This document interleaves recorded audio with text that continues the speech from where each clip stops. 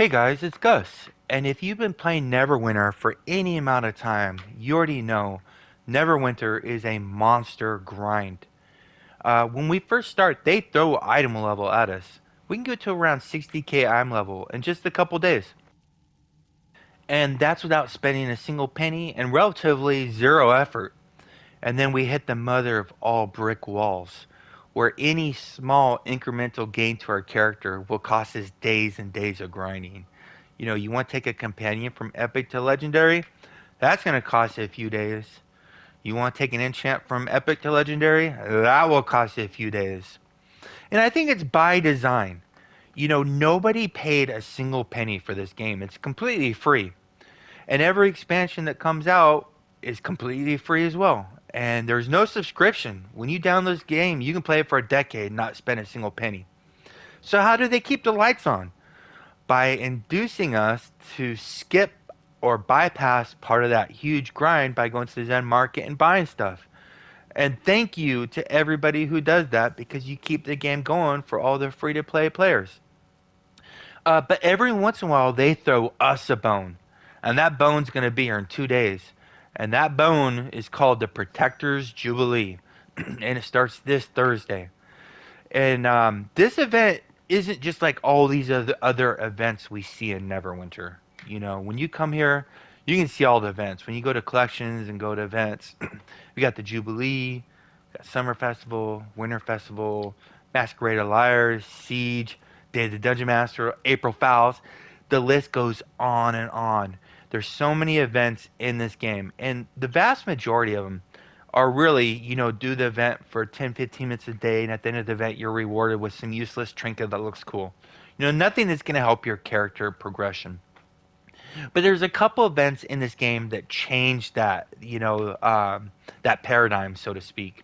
We got the Gone event, the Summer Festival, the Winter Festival, and those events give players the opportunity to earn millions or hundreds of millions of resources during those events.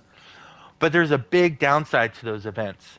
They take months of preparation to get ready for those events, and they cost countless of hours during the event, and usually countless hours after the event in order to make those type of resources.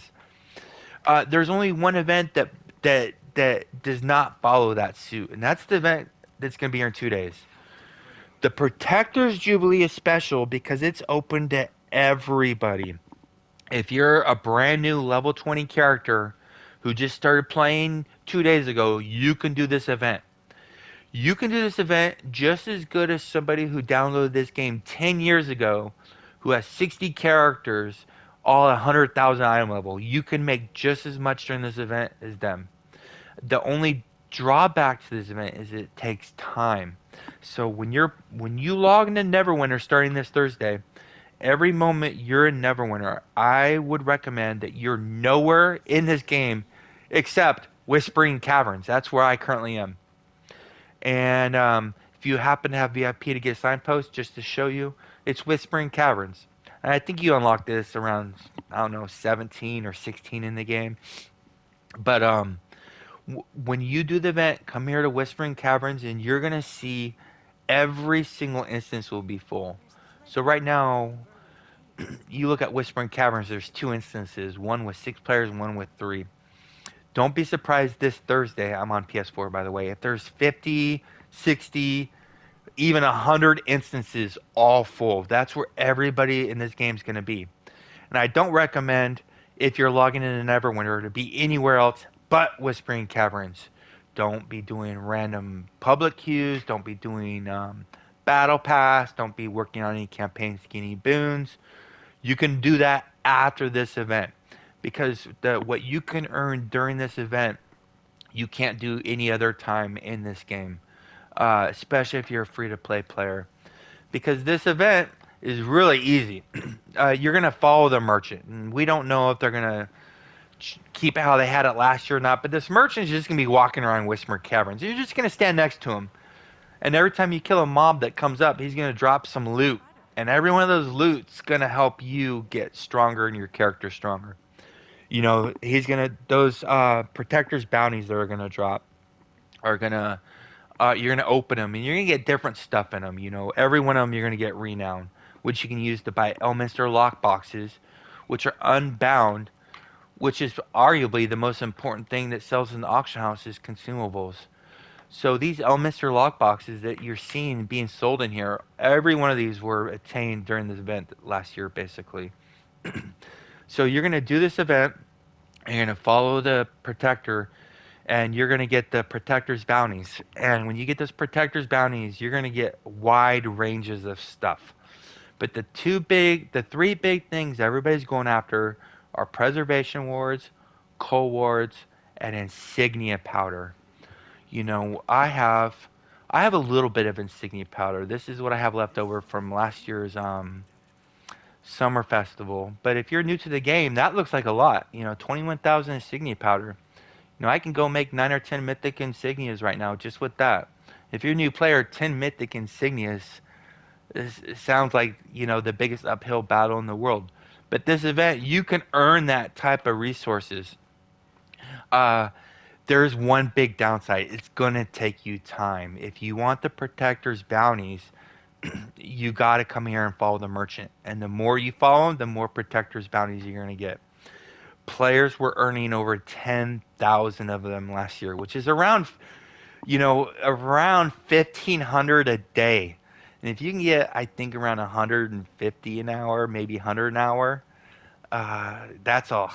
Yeah, they're doing this 12 hours a day plus for the 7 days. And the reason being is all the stuff they want to do to their character is going to take all. What you can do in this week is basically almost what you can do for the whole year if you have the time. I know it's summer break for a lot of people. If you have kids that are just getting out of school, this was a lot of birthdays and vacations. This is a rough time to be doing this event. It'd be nice if it was during the winter, but well, if you're south of the equator, it's probably the perfect time for you.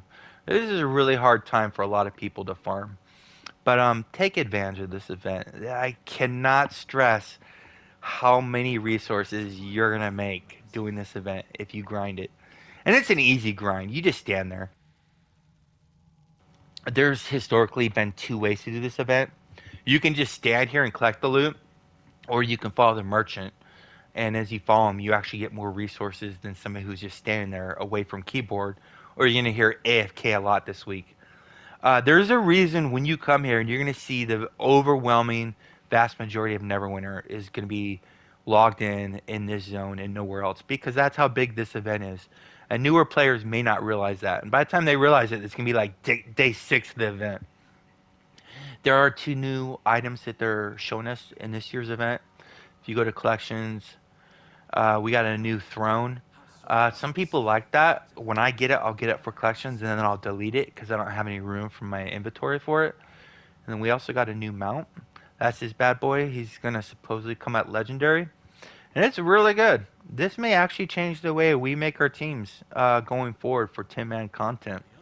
Because historically, you know, we have two tanks, two healers, and 6 DPS, and the two tanks and the two healers are usually on debuff mounts, while the DPS are on magnitude mounts.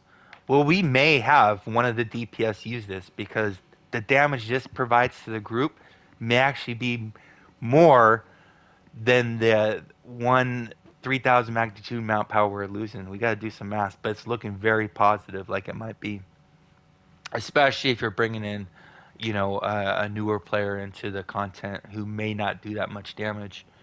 So this red dragon is going to be a game changer. And if history repeats itself, if you miss this mount, you got to wait an entire year to get it back.